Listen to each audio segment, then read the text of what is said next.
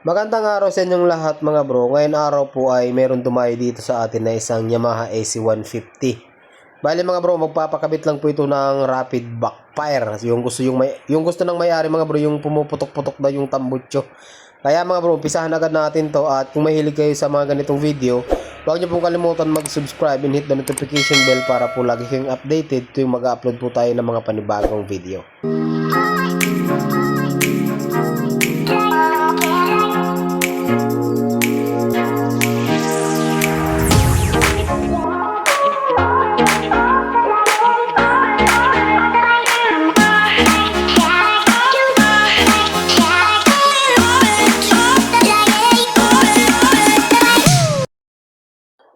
Uulitin ko mga bro, ang gagawin po natin ngayon ay mag-i-install po tayo ng rapid backfire dito sa Yamaha AC150. Bali mga bro, kailangan po natin dito ng 4-pin relay or pwede naman pong 5-pin at yung interrupter relay. Ayan, so murang-mura lang naman ito mga bro kapag kabibilhin nyo. Tapos kailangan po natin ng switch. Yung switch, nasa inyo na yung kung saan nyo gustong ilagay. Pwedeng sa ilalim lang ng upuan, dito sa may fairings.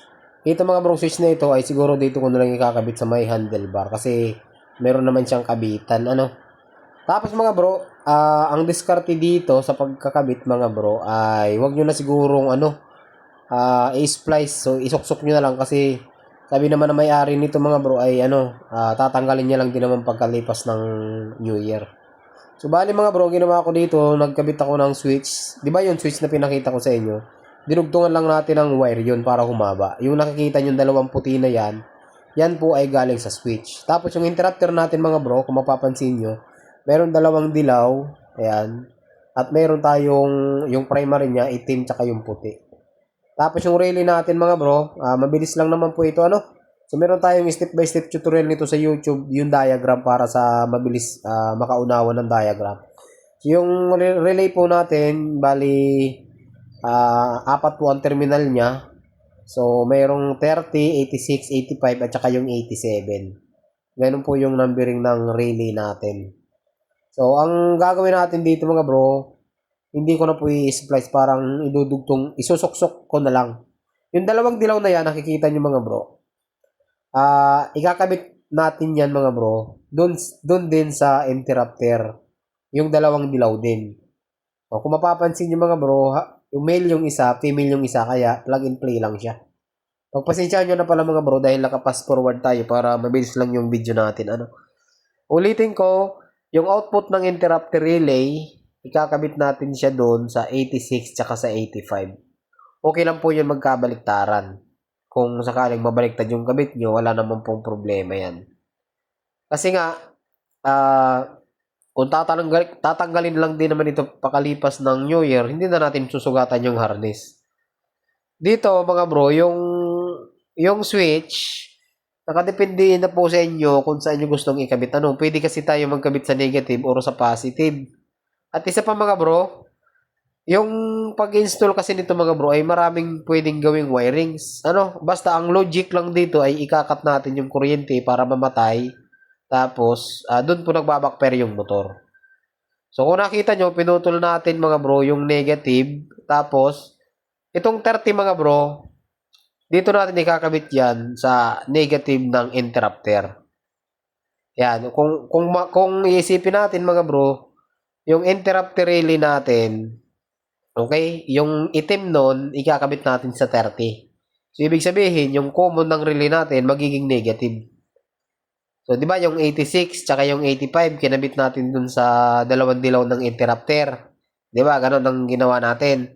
Tapos yung 30, sinugatan natin, dun natin tinap yung negative ng interrupter. Yan. Tapos, mga bro, dito naman, yung switch, dito natin mga bro, kinabit sa positive ng interrupter. Bali, positive trigger po yung switch natin. So, tinipan na muna natin ito mga bro para siguradong hindi magdikit sa negative para iwas putok ng fuse or iwas short. Tapos, Itatry muna natin mga bro sa positive ng battery yung ano, yung terminal para malaman natin kung functional ba yung switch na ginawa natin bago natin ikabit sa accessory. So yung pula na yan na kinakabit natin sa negative, yan po yung 30 at saka yung negative ng interrupter. Ayan po yung pula na yan. Hindi po yung positive Tapos itong binabalatan natin na puti, ito yung galing ng switch, temporary, kakabit muna natin sa positive. Pero hindi pa po yan final kasi ang mangyayari kasi niyan mga bro, kahit nakapatay yung susi, ang mangyayari dyan ay pwedeng gumana yung interrupter natin. Tutunog-tunog po yan kapag ka napindot. So temporary lang muna ito. Kapag ka nakita natin na gumana na pala, saka ko ikakabit ito sa accessory wire. So ano naman yung accessory wire? Yun po yung wire na nagkakaroon ng supply kapag ka ino natin yung susian. Kaya tinawag siyang accessory wire. So kung mapapansin nyo mga bro, naikabit na natin yung positive tsaka yung negative. Tapos ititip lang muna natin tong mga naka-expose na mga terminal. Baka magdikit-dikit sila. Delikado po ito. So ang kulang na lang dito mga bro, arang hindi natin ay kakabit is yung kulay green or yung 87. Yan yung tinuturo ko na yan mga bro. Yan yung 87. Yan yung output. Bago natin mga bro ikabit dun sa pulser yung 87, subukan muna natin kung functional ba yung relay natin. Ayan, kung nakita nyo, umiilaw naman po yung test light. So subukan natin itong mga brong trigger muna ng relay. Ayan, so umiilaw naman, kitang-kita. Pati yung relay natin umiilaw, nagbi-blink siya. Ayan, pati yung test light natin kung makikita nyo, nagkakat-kat po yung ano niya, yung pinaka main power or yung source ng ilaw. Ayan pati yung 87 natin, mayroon na po siya. Sabi ko nga sa inyo kanina mga bro, ito ay temporary lang kahit naka-off, gumagana yung relay natin. So dahil nga nakakabit sa positive yung switch natin. Kung baga hindi po yung kontrolado ng ignition switch natin. So ngayon dahil okay na naman mga bro lahat, so tanggalin ko ulit itong sa positive na to, ililipat ko yan sa accessory wire. Tama-tama, itong motor na ito mga bro ay nakabypass na yung starter, yung relay dito. So dito na lang tayo magtatap mga bro ng ng wire. Kung nakikita nyo yun sa akit na yan na kulay puti nung lagayan ng relay natin, dyan po tayo magkakabit. Ayan yung tinusok natin. Off, on, ayan. Itong supply dito mga bro ng positive ay kontrolado po ng ignition switch. Kaya dito tayo magtatap ng accessory wire para hindi na tayo lumayo. At sabi ko nga sa inyo mga bro, ito ay temporary lang.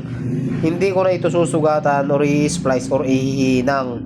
So, isasalpak na lang natin ito mga bro or itutusok na lang natin para kung gustong tanggalin na may-ari ay napakadali lang at ang maganda dito ay walang sugat. Ngayon naman mga bro, ang gagawin natin ay hugutin natin tong sakit ng pulser. So bali mayroon dalawang wire dito, isang puti at saka isang kulay pink. So saan ba tayo magkakabit mga bro? Dito po tayo magkakabit sa kulay puti.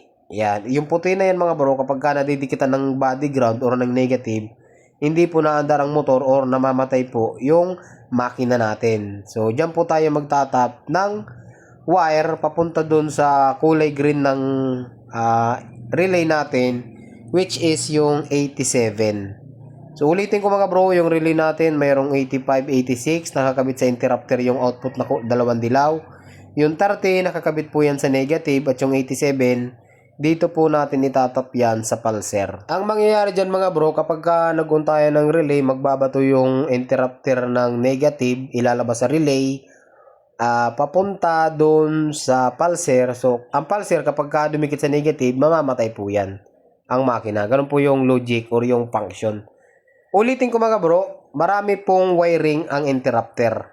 Basta naiintindihan nyo ang function ng rapid, kahit anong gawin yung wiring, pwede po yan. Basta ang pinaka-logic lang dyan is papatayin nyo yung makina.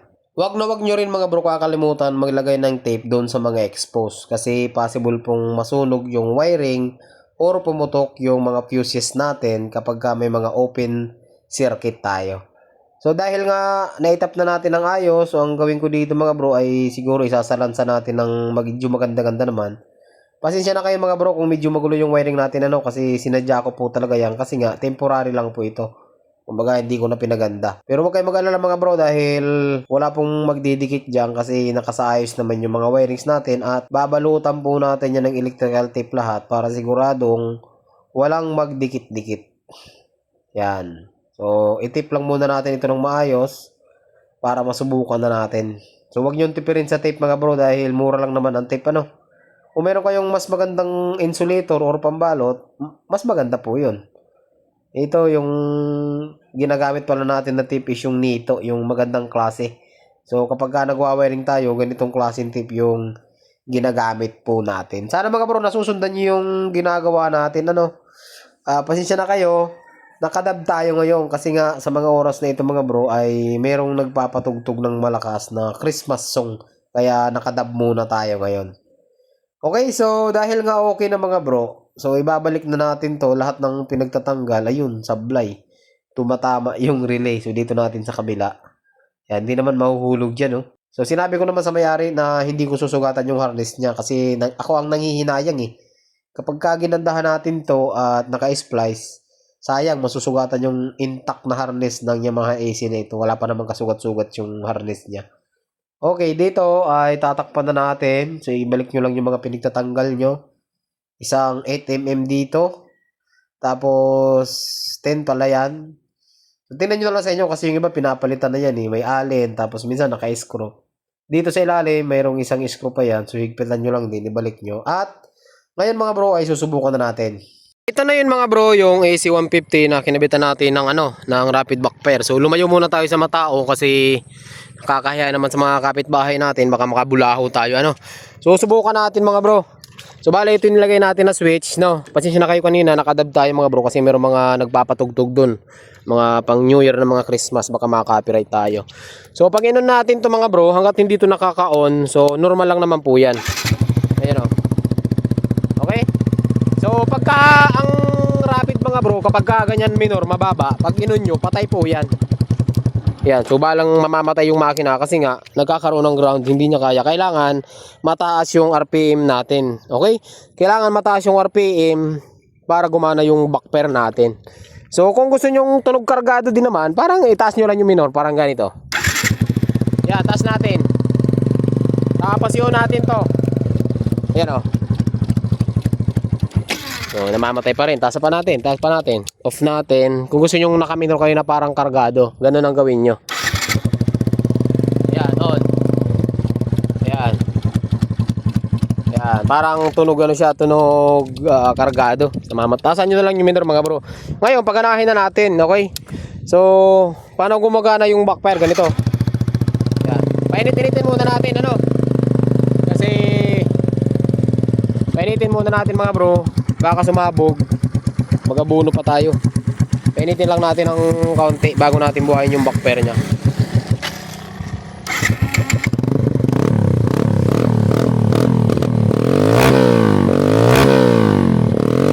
Yan. Okay, buhayin natin mga bro.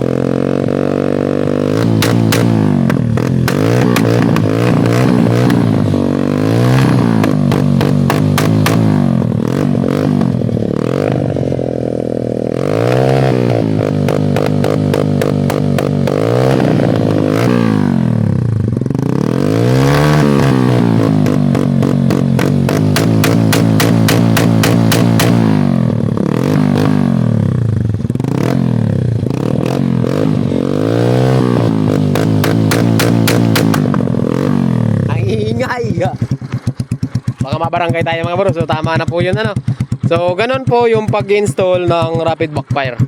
Okay? So napakadali lang. So sa pag-install mga bro ng rapid backfire, napakadami naman pong wiring na pwedeng gawin So iba-ibang design, pero basta alam niyo yung logic, yung function, madali po magkabit. Bali ang ginagawa lang diyan mga bro, pinapatay yung makina. Kumbaga kinakat niya yung kuryente kaya nagba-backfire po siya. Alright? So hanggang dito lang. So nasa inyo na po yung kung gagayahin nyo. Maraming pinagbabawal yan sa barangay. Ako pinilit lang Sabi ko, labas ako dyan kung mahuli kayo. Ganun na lang. So ulitin ko hanggang dito lang. Magandang araw sa inyong lahat. Ride safe po palagi.